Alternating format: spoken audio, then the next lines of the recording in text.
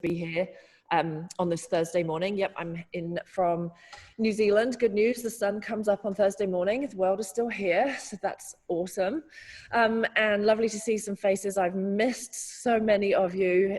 I think the last time I was actually in a live event with a whole group of you was Vegas in March, and then since then been trapped in my little lovely bubble, my tropical island bubble, missing all of you. So super happy and awesome that Carrie asked me to be part of this so that I could reconnect with you all and hear all your stories. But today is about being an entrepreneur, which for me is kind of a habit. It turns out I am actually unemployable, which I thought was a bit of a drama originally, but now it turns out is a legitimate career choice and served me well. I'm happy, fulfilled, and learning lots every day. So I wanted to talk with you about what it means to be an entrepreneur, some of the stories, some of the challenges I've had through my entrepreneurial career, and then some of the things that we can all do to unlock that inner entrepreneur, even if you're in a role or in between roles or find it wonderful to be employed by an organization. There's lots of little advantages to the entrepreneurial mindset that I think can serve you well and hopefully just add a little bit of flair and flavor to your life. So I'm going to talk through some of my history, and I've drilled down into some of the learnings that I've had and some of the attitudes and approaches that I take. And then we can go through some scenarios together. Happy to take questions the whole way through. Please interrupt me, ask me anything, ask questions, and there's definitely time at the end for us to pick up on anything that we've chatted through as we go. So, note down, these are my contact details. Feel free to hook up with me on any of those channels if you want to. This is me 2 years ago. On the left-hand side, I decided when I was 40 that I needed to challenge myself into a few things. So I went to IMEX and got married to my husband in a helicopter flying down the strip of Vegas after IMEX on the Thursday night. That was a pretty good way to end that. I frighteningly got in the boxing ring and did my very first boxing fight, which I won. And I also modeled on a catwalk, and I have to say the catwalk modeling was the most frightening thing, but it was good to get out of my comfort zone. Personally, because as an entrepreneur, you kind of get used to getting out of your comfort zone professionally all the time. And you can get quite inured to that. You build up quite a thick skin and you build up these habits that I'll talk about that help with that. So it was good for me to kind of remember who I was as a human, not just in the professional context, and try some weird and crazy things. But I definitely won't be getting in the boxing ring again. Yeah. So a little bit about why I feel I'm qualified to talk to you about being an entrepreneur. I have had 7 businesses in my career so far. I think I've probably got another 2 left in me, yet to come. I've had a cafe, which was fascinating, getting involved in hospitality and customer service right up close. I've had a business consulting business where I helped small businesses grow their sales and become more digitally efficient so that they could increase their productivity and therefore their profitability. I've owned a maker space, which is essentially a space where people come and share tools and products to build and create things. So I did that one with my husband, which was a fascinating journey. We've been together 26 years, so it didn't, ruin anything, but it certainly deepened the relationship to be in a business with him. And I also 15 years ago had a virtual expos business. Yes, very much ahead of my time. And actually it was the one business that we've shut down because it was terrible. 15 years ago, the internet was rubbish and no one wanted to meet online. So we just didn't make a single cent really, and had to have it closed down, which was a big lesson learned that it is actually okay to stop doing things as well as start doing things. But this one here on the picture, one of my favorites, still going now, Show Gizmo. So Show Gizmo was an app for events. And managed to build that business up to around 30 staff. We did events in all continents, except Antarctica, which they don't have very many events in, so we weren't too worried about that. So we did the rest of the world, thousands of events, had this awesome team you can see here in the US. We had a team in Australia and the UK. So it taught me all of these amazing experiences around interacting with different cultures, selling in different cultures, building networks in different countries. I raised several $1 million of private investment and had some very eye-opening experiences doing that. So one of the ones I remember most is standing on a stage and pitching, obviously, to this audience of angel investors for funding. And I walked off the stage at the end. I thought I'd done a pretty great job, to be honest. It felt good. And two of the guys in the audience there, one turned to the other and said, well, you don't get brains and beauty in the same package, do you? And I was blown away. I thought, the worst bit was actually, I thought, I wonder which one I am. I also decided not to take their money, even though they did want to invest. And it kind of brought home to me again how tough it can be actually being a woman leading a tech business, which is one of the reasons that led me onto a side hustle that I'll talk to you about in a moment. So some pretty big ups and downs. The building the team was amazing. The events around the world, amazing. But some of those up close and personal experiences around investment were pretty rough, to be honest. I guess the toughest bit for me was actually when it became sort of steady state. So as an entrepreneur, what I love is creating and starting. So I don't know about you guys, but that's the bit that appeals to me. It's turning nothing into something, having an idea and seeing it happen. And once this business got kind of rocking and rolling, I felt like I became an administrator, and that wasn't me. I was writing reports to my board and I was analyzing financials, and then I had this awesome team going out and building the product and talking to the customers. And I was like, I want to do that. I want to do that. So I missed those things really, really badly. So eventually handed it on to a new chief executive, which was a pretty tough thing to do, but really glad that I did it. Because it allowed me to move on to build the event tech tribe. As you can see, my favorite color is purple. So every business that I get involved in has to have some kind of purple. It's, I don't know, goes with my red hair, I think, maybe something like that. So we built this collaboration of event technology businesses. And the guy who I'm leaning on there in that picture is, again, my husband. So as you can see, do try and find a way to get the family involved in all of the things that I do. This is us at IMEX in Frankfurt, and we also turned up at IMEX in Vegas as well. And I guess what was interesting about this one was it wasn't necessarily creating a whole new product, but it was creating a whole new service. And that was fun to do. One more I wanted to tell you about, which is where I am at the moment, is 3 Mile co-working space. So this is where I'm sitting right now, waiting for everyone to arrive because it's only 7:45 in the morning and they're still in their beds. Back when in that year of my 40s, when I was doing all of the things to challenge me, one of the things I decided to do was move from the city to the countryside. So I'm now an hour out of our capital city and in beautiful wide open spaces, stunning night skies that you can see the Milky Way with your naked eye, beautiful vineyards all around me, super happy. And then I thought, oh God, shit, I am going to be trapped in my beautiful home office and not see a soul. And any minute now I'm going to be 70 years old. And what am I doing? So I opened a co-working space in our local town. Well, really, to you guys, it's more of a village. I think there's about 4,000 people here. And this was my way to meet new people and to see what ideas were bubbling up. And it's been great. It was an instant network building opportunity.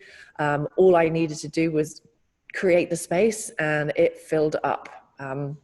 So this was really a very selfish entrepreneurial venture. It was something that I needed for myself. I didn't really do any sort of risk assessment. I really didn't do any any great analysis at all as to whether or not it was a venture that anyone needed. I needed it. So it was worth doing as far as I was concerned. And we're lucky now that it is, as we say, wiping its own nose.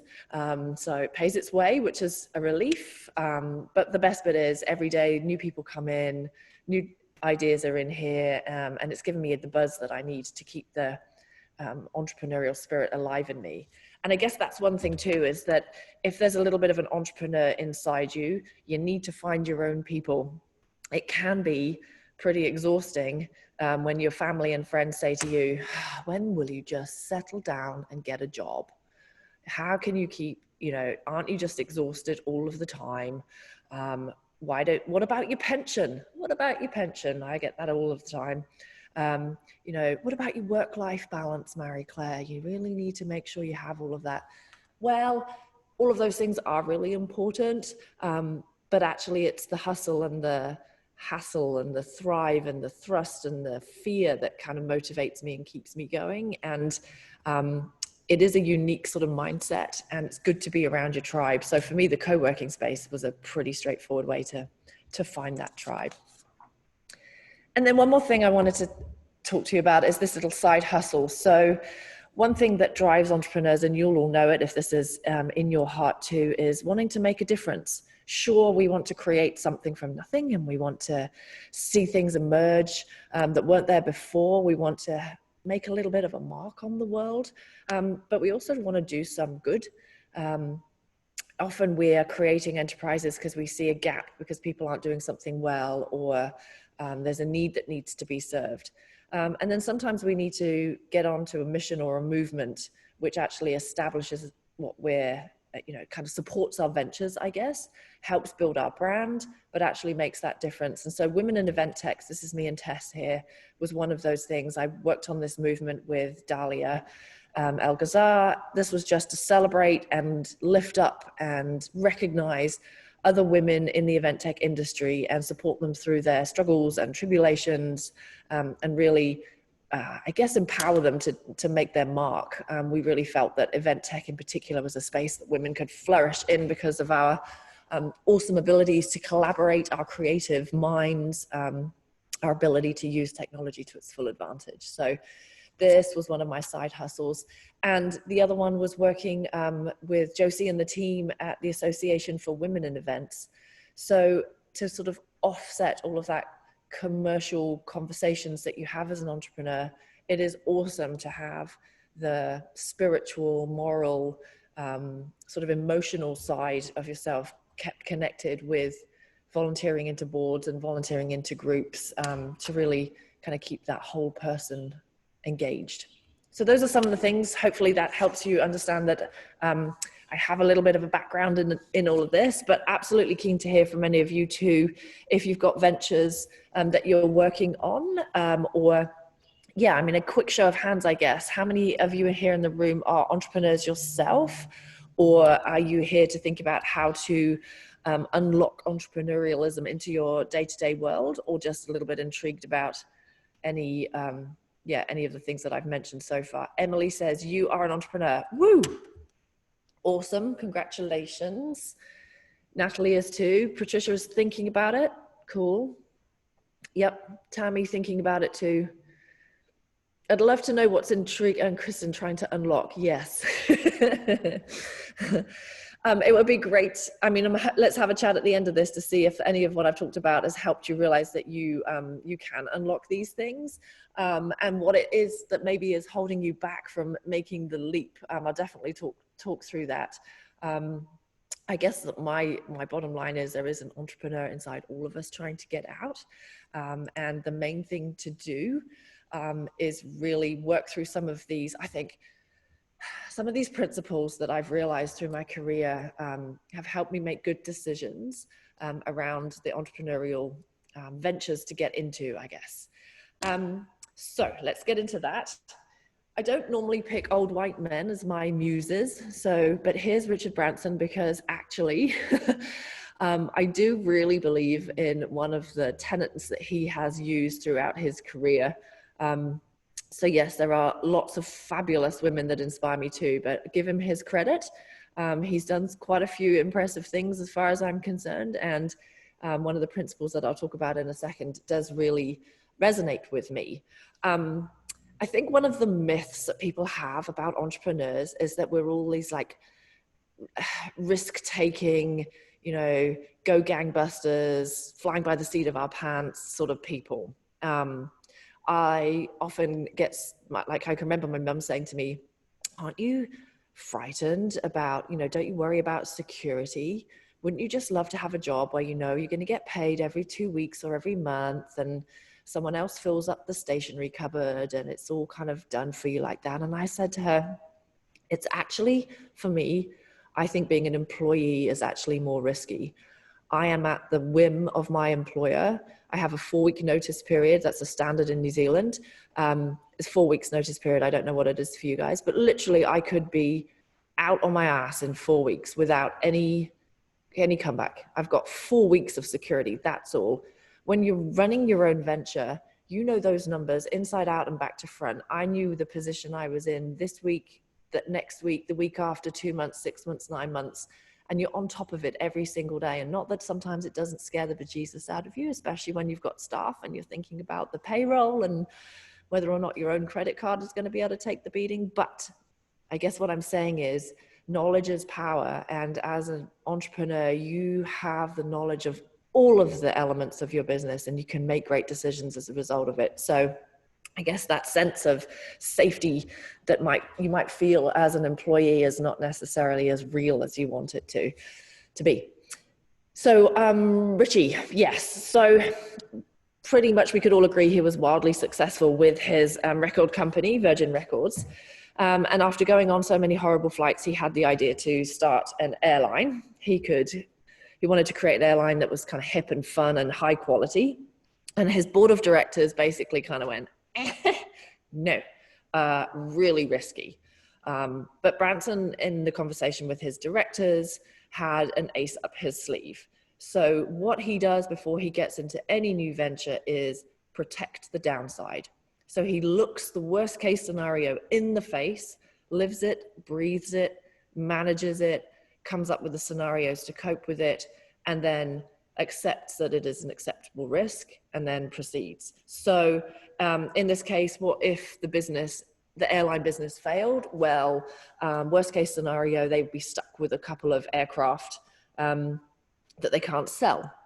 So he went to Boeing and negotiated with them. He said he would buy their aircraft on the condition that if the airline fails, Boeing will buy the aircraft back.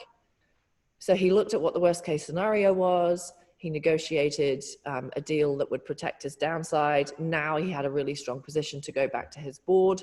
Again, they said, well, not quite sure. Let's have another think about this worst case scenario. Okay, worst case scenario, we'd lose 6 months of profit. Best case scenario, we end up with a wildly successful business to generate hundreds of millions. Obviously, until flying has kind of taken a back seat. But at the time, hundreds of millions of dollars. So went ahead and did it. So managing the downside is a fundamental for us as entrepreneurs. We are not risk takers. We are not risk avoiders. So I don't know if you see yourself in this first statement, because if you do, then your path to entrepreneurship is going to be a little bit more difficult. Risk avoiders say that's too risky, I'm just not going to do it. Us entrepreneurs, we say, okay, we can manage this. That does look risky, but that's okay. Risk is neither good nor bad. It's just risk. How can I minimize the risk and protect myself? So these are pretty important ways to unlock your inner entrepreneur. If I was to look at it in this kind of structure, this is how I've taken a look at every single venture except the co-working one, which I did purely on gut. Although to be fair, thinking about it, I only put $5,000 into this business and felt that that was a good enough. I could lose that and still be okay. That wouldn't kill me or affect my relationship or anything like that. So to be fair, I did do it. Everything in life is a risk. It's just about how you approach it. So if you go into credit card debt to start a business, that's risky. If you borrow it from friends and family, yes, that's risky. Maybe you can mitigate the risks of borrowing money, and maybe you can't. So you have to think about those things. So first up, analyze that risk-reward ratio. Some scenarios are very high risk for low reward. Can anyone think of those? Has anyone got a sort of high risk, low reward situation in front of them at the moment? Or anything you can think about in real life that might be a sort of high risk, not high reward? Yeah. Well, one of them, I guess a simple one, is if you drive around without insurance, it's super high risk. You could crash and have to pay out tens of thousands of dollars. The reward is not paying a few $100s in insurance. So in that situation, that's a dumb risk reward analysis. It's basically the risk far outweighs the reward. You're saving a few $100s a year, but you could be spending tens of thousands. So you just take a look at what those situations are. Whenever you take on a high risk, you want a high reward. It is okay to take on high risks as long as the reward is going to be there for you. So the next one, protecting the downside, the Richie B approach, never take on more risk than you can handle. Look it in the face. So my mum also had a really nice saying about this, which I often think back. She grew up with a European family, so her parents were Czech and she spoke German. So she used to say to me all the time, when we were trying to work out whether or not a project was worth proceeding with, she'd say, ja und, which is like yes and, or like so what. And we would go through these steps of checking whether or not I was onto the right thing with her going, ja und. So I'd say, well, okay, if I do that, you know, I might not be able to travel for the next 6 months. She'd say, ja und? And I'd say, well, then that would make me, I don't know, it would make me sad. She'd say, well, ja und? And I'd say, well, then I'd have to do something else to make me happy. And we'd just basically go down this kind of challenge until we got to the final sort of ending point. And then she'd say, well, you're not dead at the end, so it's okay. Let's just get on and do it. So it's quite nice to just keep looking at that downside until you've looked it in the face. You know, what happens if your business model doesn't work out? Can you change it? Can you pivot it? Can you adjust it? What happens if you run out of savings? What are you going to do next? Where does the money come from? Can you manage the risk that comes with that? Can you get a job to help things get back on track? You know, for me too now, I'm 42. So this protecting the downside is even more important. And I don't know about all of you guys here, but it's a little bit different when you're 20, maybe borrowing $30,000 or sticking it on your credit card, and then it becomes a mistake. You've got next 70 odd years to pay it off. When you're 42, you don't have that comfort. So you start seeing things a little bit differently. You've got to be a bit more strategic. But I guess the bottom line on it is never invest more than you can lose. And that's not just money, actually, it's worth saying. Never invest more emotion than you can lose. Never invest more time than you can lose. And again, particularly the older you get, the less time you have and the more valuable it therefore is. So be thinking about that. And the last one is this: increase the odds of success.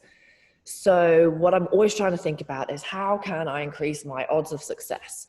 There's a movement called success hacking, for example. So I don't know if you've got any examples of how you increase the chances of success in your own spaces. As an entrepreneur, one of the best ways to increase your chance of success is find a mentor or an expert to guide you. Stand on someone else's shoulders. Often when we're winding ourselves up into a new idea or thinking about creating something new, it can become quite isolating. You get very mesmerized. Some people might say obsessed. That's okay. But you become sort of tunnel visioned and you feel like the weight of it's all on your shoulders and only you can see this and only you understand and no one could possibly get it. Not true, really, unless you're sort of breaking the boundaries of molecular science or something, I don't know. But really, most of the time, there will be an expert or someone that can mentor you. And that is the best way to increase your chances of success. Look at all the people who are involved in this event today. Look how tight all of our networks are across the events industry. If you're considering a venture within the events industry, reach out to someone else and ask them directly. Pretty much, I have never been turned down when I've asked someone to be my mentor or to support me or to advise me. It is a beautiful ego boost when you're asked. It is very rewarding to be thought of as a mentor and advisor. So most people are very flattered. And as long as you're very clear about the expectations of their time and what you need them to do, it is a really straightforward way to increase your chances of success. read and learn about mistakes others has made, which is kind of the flip side of it. Looking that sort of downside in the face, working out where other people have made mistakes, you know, reading critical blogs, all those things, like learn about the failures, go and have a look at that is a really good thing. So you don't make them yourself, basic fundamental, right? Avoid the mistakes others have already made for you. Another really important thing that I've learned over these few years about increasing my chances of success is actually learning how to increase my productivity. So if we're going back to that challenge about never quite having enough time, or the sense about how valuable your time is, the more productive you can be, the more efficient you can be, the more you unlock time, which allows you to think, to create, to make mistakes, to reach out, to ideate, to do what I do, which is, I'm really lucky to have this beautiful little lake at the bottom of my property, and I walk around that with my chickens kind of following me, and I think, and that's when I get clarity. But if I hadn't been productive with my financials, with my marketing automation, with my project management software, if I hadn't put all that in place, I wouldn't have found that free hour to wander around the lake with the chickies and get inspired. And it's through that sort of clarity time that I increase my chances of success. So productivity, so you create more time, is really important. Looking for unique angles is always also another way to increase your chance of success. So I'm thinking about,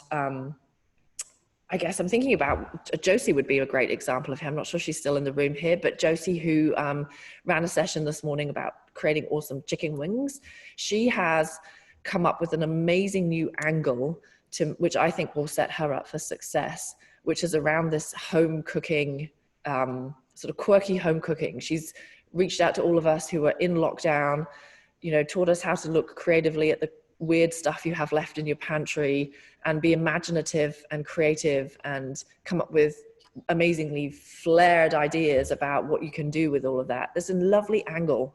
And she's also taking her beautifully bubbly personality and imbuing it in that too, which is also a different angle on basically a cooking show. So she's thought about that and really applying that beautifully. And I guess the last thing about increasing your chances of success, I would really definitely focus on this one more, perhaps more than the others, because no matter what anyone tells you, everything in life is a competition. It is. You need to increase the odds of your success. Especially in crowded markets. So I think people often say to me, don't you find it hard building businesses in New Zealand? And actually it's awesome. We may have a very small market to sell to, but I can make mistakes left, right, and center and no one will ever know. Whereas when you've got thousands of people looking at you and you may feel like you've got this amazing opportunity because your town is full of 1 million people and you can reach on Instagram 2 or 3 million much more easily than I ever could. You've also got a whole lot more people watching you. So think about that sense of competition. And then this last one on the left-hand side is kind of the fundamental, which is make a decision. In my mind, not making a decision is the worst decision you can make. As an entrepreneur, you need to get used to making it, backing it, and then maybe changing your mind the next day. People call it pivoting, call it agile thinking, whatever you want to call it. It's essentially making a decision, executing on it, and then seeing what the results are. Because we can make these ideas up in our heads all day long, but unless you actually execute on things, you're never going to see the results. You're never going to know if you were right or wrong. And honestly, if you've got this good idea and it's bubbling up inside you right now, chances are there's at least 10 other people in the world having that idea at the exact same time as you. If you don't make a decision, even a smallish one, whether it's to create a brochure web page and see how many hits you get on it, whether it's to create a Facebook account for the same reason and just pretend you're doing it before you actually, whatever the decision might be, you need to make it, back it, and look at the results. I honestly think alongside problem solving, decision making is one of the most fundamental skills an entrepreneur has, and it kind of sets us all apart. We own those decisions, we make them, but we're also totally okay to say, well, that was yesterday's decision. Turns out it was a shit one. I'm going to make a different one today, and I'm going to back it, and I'm going to move on. Yeah. Any questions on any of that? I guess that was me trying to look at all of the ways I've kind of gotten to where I've gotten to so far, and thinking about the steps I take, the thinking that's going on, so that I can move ahead, which is to me what being an entrepreneur is all about. Any questions there? Good point, Natalie. Project management tools for productivity, lifesaver. Great comms channels, also a lifesaver. Yeah, synthesizing all of your communications into one space, really important. For me, my calendar is it just keeps me alive. I have one calendar for every single activity within it. So I pretty much know where I am, what I'm doing. And I actually schedule out almost everything. I schedule my thinking time. I schedule my gym time. I schedule my, yeah, it sounds a little bit anally retentive. It probably is, but it just means that I'm making the most of every hour of every day, I guess. I have a quick question. You mentioned researching, what did you say? Read and learn about mistakes others have made and then don't make them. Are there any mistakes that either you had made that you feel like were huge learning opportunities, or that you researched and learned about that you feel like made a big difference? Yeah. So one of them for me was around cultural differences, I guess. So, and that was around selling. So made some mistakes with Show Gizmo in terms of thinking that we could sell the same product in the same way to people in different countries. I mean, and looking back now, it just sounds such a fundamentally stupid mistake to make, but it just felt like, here's the product, it's in English, you all speak English, therefore we will be absolutely fine. And the new one, we didn't ask other people who'd done the same thing, who'd expanded from one country to another. We didn't use our embassies in those countries in the way we should have. We all have economic development agencies in various different countries. I know, everyone has those. We should have reached out to them and said, okay, which words are good to use or bad to use? Because we did stumble across a few whoopses in terms of actual language that we were using. Colors as well. You know, some colors are more symbolic than others in different countries. They represent political parties, for example. And we did find at one point that we had sort of a logo and a product image that was one of the most hated political parties in one of the countries that we were trying to sell into. So we looked like a little faction of their political group. So that was not good at all. It was us rushing bullet a gate as opposed to going out and being strategic about what it was we were doing and asking the right questions. So yeah, and then I think this one on the screen is another one that I've done. I've made some terrible mistakes hiring employees, and I guess this applies to whether you're doing it for your own venture or if you're doing it within an organization as well. For me, what I have learned is people bullshit on their resumes. They lie. It's sort of fluffy wording sometimes.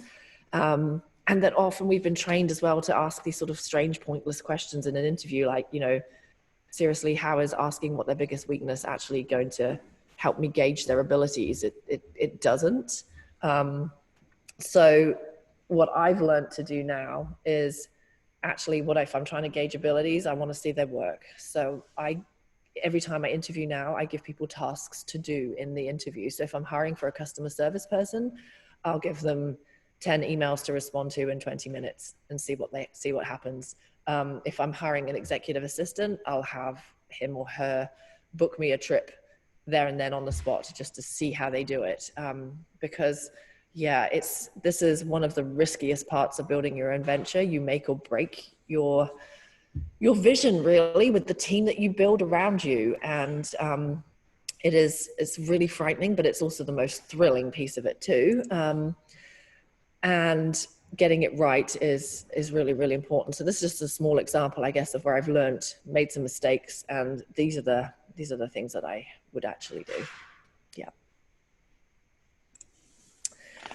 So thinking about it then, if you're sort of on the cusp and thinking about how to manage your way through that downside and assess all of those risks, questions to ask yourself if you need to is, can you negotiate? So back to Richard, he negotiated with Boeing to make sure that they would buy back his planes. Is there a way to negotiate? This could be your lease. This could be your contracts with your staff. This could be with a first customer, for example. You might negotiate for them to pay you all up front instead of a monthly fee in return for a discount on the second year, or you might give them something for free in return for 3 case studies, 16 Instagram articles. What is it that you need to do? Negotiation is our secret power, superpower, really. And don't feel that you ever need to take the first offer or, accept the first kind of conversation. This is all about you taking control. So can you negotiate? Second point, who can help train or mentor you? We've talked about this one. Having some mentors. I have 2 or 3 mentors all of the time. So that'll be one who's helping me with my sort of work-life balance, emotional mindset, my struggling with my imposter syndrome stuff, or whatever it could be about me as a human and my entrepreneurial journey. So I have a mentor that I trust that's working with me on that. I also have a mentor that I work with on more of the technical elements of whatever it is I'm looking at. So for the cafe, I worked with an amazing chef because I needed to understand about all the things I was learning around menus and wastage and margin calculations. All of that was new. So he was kind of training, mentoring me on that. With Show Gizmo, I had 2 mentors in the event tech space, Joanne Calloway and Dahlia really has always kind of just been there for me to ask questions of. So a variety of mentors for whatever reasons you need, but pretty much all the time. I don't think I've not had a mentor since I was 20. So super helpful. The third point is, can you test first? So those of you who are thinking about it, is there a way to test what you are imagining in a small self-contained way? So if you're thinking of opening a restaurant, what about a small stall at a farmer's market first to get some consumer reactions to your products and to your packaging and to your labeling? How can you keep your costs and your effort and your expenditure low and really get some results and some feedback to validate your ideas? This is about validation. Again, can you build a website, which is, a few hours of work with Squarespace and $14 a month, maybe even just a month's worth, and spend a few dollars on some adverts and see if you can't build a database on your website? So you're just doing some promo, you're sort of selling a bit of sizzle, and all you're trying to do is get people to sign up to your newsletter. Can you get 100 people into your newsletter in a month? That would cost you $15 and a few hours of time. And you'll know then if your message is resonating before you sign the lease, hire the staff, quit your job. So how can you actually just test what it is that you want to do, first of all? And then can you do the idea part-time? So it's kind of aligned with that, really. It is nerve-wracking if you have been in a steady paid employment role. To think about creating your own income is really frightening. And one of the ways to do that is to ease yourself off, to have a negotiation as to whether you might be able to go to 3 days or 4 days or 2 days a week, and then ease your entrepreneurial venture up alongside it. So maybe you can move from being full-time into a contract role and then build your venture up alongside that. Or maybe what you're looking at as a venture, you could have a cornerstone customer that gives you some comfort around income, and then you're testing the market with the other ideas. It is super frightening to just stand at the top of the cliff and jump off. And hopefully through these things that I've talked about so far, that is never the right thing to do. And part-time is a really good way to think about kind of easing into things. And I guess my final sort of mantra, it's kind of 3 things all in one. Why? Ask why all the time. This is, again, the cry of the entrepreneur. Buck the system. Ask why. Why did, unless you invented it, it should be challenged. I put in brackets, why not, at the back, because sometimes asking why does make you sound like a petulant 5-year-old, and that's not always the best approach if you're trying to affect change in the world around you. So why not is just as a useful thing. But you know, looking at the systems around you. Why are we, I don't know, who's it said to me yesterday? Why are we pivoting to virtual events and insisting that they're on the same days as our face-to-face conventions were? Why? Why are we trying to still, I don't know, do those things that last for 3 days? Why are we just, why all of the time? And especially with so many of our sort of preconceptions about life and work being thrown up in the air because of COVID at the moment, it's totally, everyone's asking why. And I think there's lots of opportunity in this transition and this changing world at the moment. So asking why, and then why not? Again, one of the sort of characteristics of an entrepreneur is we believe it's possible. That's why we keep going. It is possible. So we come at things from a surely this could be possible kind of angle. So asking these questions are really important. And the last bit is, why not now? So what's stopping us doing it this minute, this moment? Do we really need to wait and write a paper to our committee? Do I have to get sign off for this? What's the risk if I don't? What if I literally do this today? Because back to that point I said before, if what you're thinking about is a good idea, guaranteed other people are having this great idea somewhere else in the world at the same moment in time. And like one of my mentors said to me, ideas are like assholes, Marie Claire. Everyone's got one. It's not about the idea, it's about their execution. So the art of awesome entrepreneurship is in execution. And so for us, it's literally now. What can I do now? Which foot do I put forward now? Which email do I send now? Which question do I ask now? What am I doing literally this moment to move these things along? And kind of not accepting sort of the stasis or the sometimes people drag you down with their wanting to move slower or to map things out. I think if you can get yourself into a mindset of speed, delivery, and execution, you will definitely stand yourselves in good stead. I think about, I mean, when we started Show Gizmo, we were one of the earliest event apps. We were certainly the first one down here in New Zealand. And we flopped about for 18 months thinking, gosh, how good are we? Here we are, we've had this idea, it's a great idea. Built a nice product, done a few events, and then reached out into the US and went, oh, look at that. There's 15 other event app businesses already going. We need to buck up our ideas and get moving quickly. And if we hadn't have really pushed hard when we had, we would have been lost and not made the advantages that we ended up having. So I think, yeah, that sense of speed and urgency is a really, really important characteristic to nurture and to accept in yourself, and to understand that other people don't always think the same, but that's okay. Not everyone could be as entrepreneurial as you. That is basically the summary of what I wanted to talk with you about. Wanted now just to take your questions. Really happy to spend this time, especially because I realized that there would be people joining this session because you are standing on the cliff edge, I guess, or thinking about either sort of a new entrepreneurial venture or shifting from employee to entrepreneur. So if you've got specific ideas you wanted to brainstorm with me and with the group of us here, really happy to hear those. We can perhaps challenge the downside for you, or we can take a look at that risk and reward ratio, or just give you a bit of motivation, or sign ourselves up as your mentors if you would like that. So over to you all.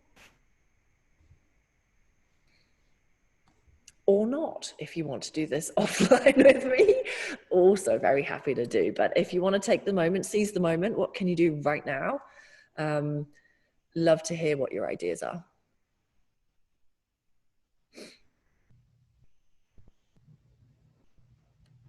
You're all pondering. I'd love to hear from those who are on the edge. What's holding you back? Yep. Don't be shy. We're all friends.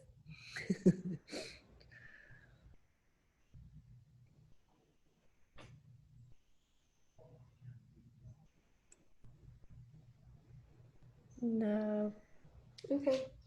Well, so our story is kind of, I never wanted to be an entrepreneur. It was so not, I don't, like, I'm the risk averse on your first slide. I was like, that's me. No thanks. But my husband has always had an entrepreneurial spirit, has done a ton of Cool. businesses.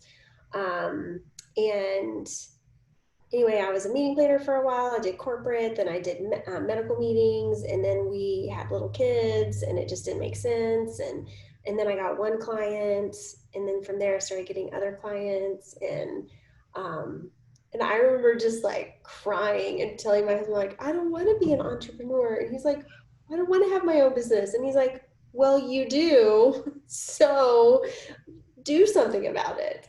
And so I like hearing your story. I feel like true entrepreneurs just amaze me with just like the guts and going for it. And I'm just like, but what if they don't like me? And what if, like, I just find all these personal, like, in my head, I hold myself back. I think so. Yep. Yep. I mean, it's not for everyone.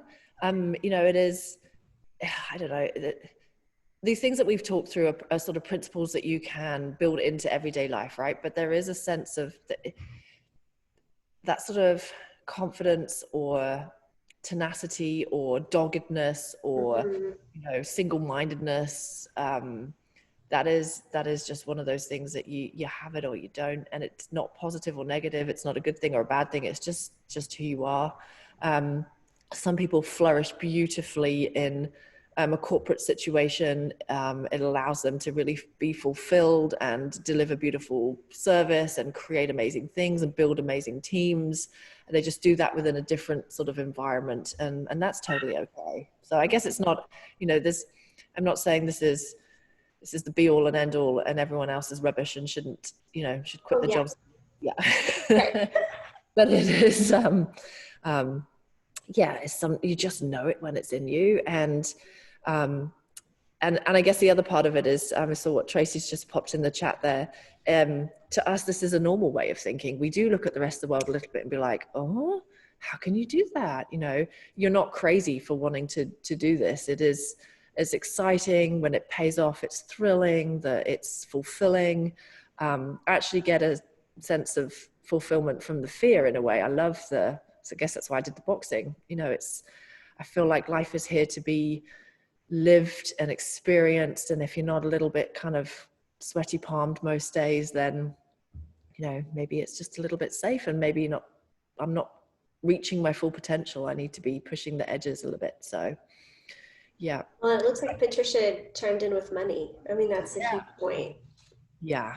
And of course it is, like, we all need to eat and we all need to plan for the future and we need to pay our rent or our mortgage. It is the biggest fear factor for people, especially when they're transitioning. Again, it's not so hard when you're kind of fresh out of school and all you've got to keep is yourself, and you can eat beans on toast and all of that doesn't matter. But it is more difficult, especially if you are trying to move away.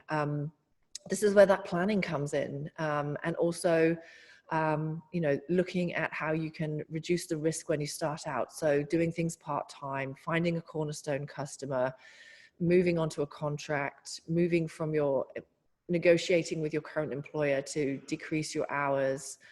So you basically can adjust that. I'm lucky to have a husband, and we've always had a deal where one of us is running a venture, the other one has a job. So we keep that. That's our kind of, we never have had maybe a year where both of us were running ventures, but they were later stage. So we knew the income was there. But when we start out, we support each other in that way so that we're not freaking out too much. When I started Show Gizmo, I actually sold my house, and we lived on a boat so that we didn't have a mortgage.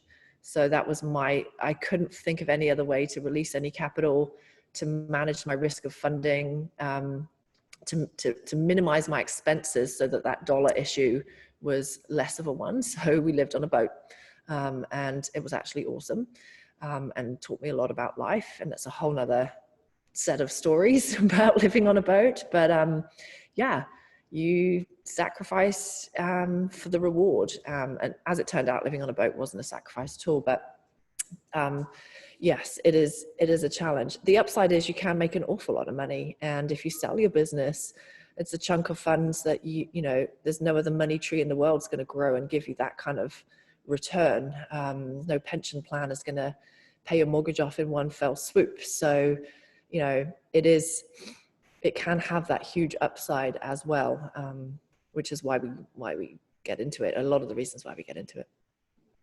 Yeah.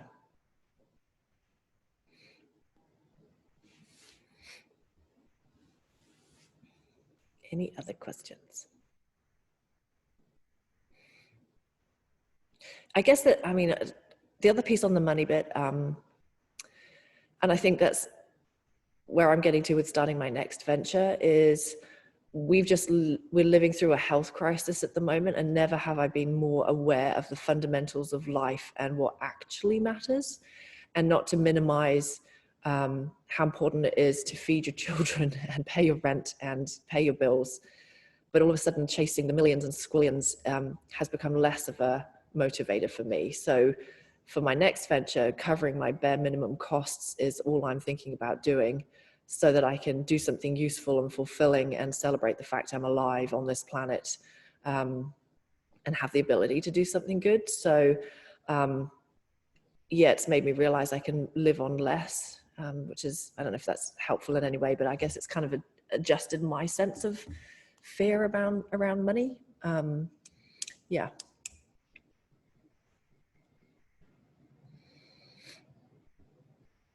Anything else? Oh, good quote, Tracy.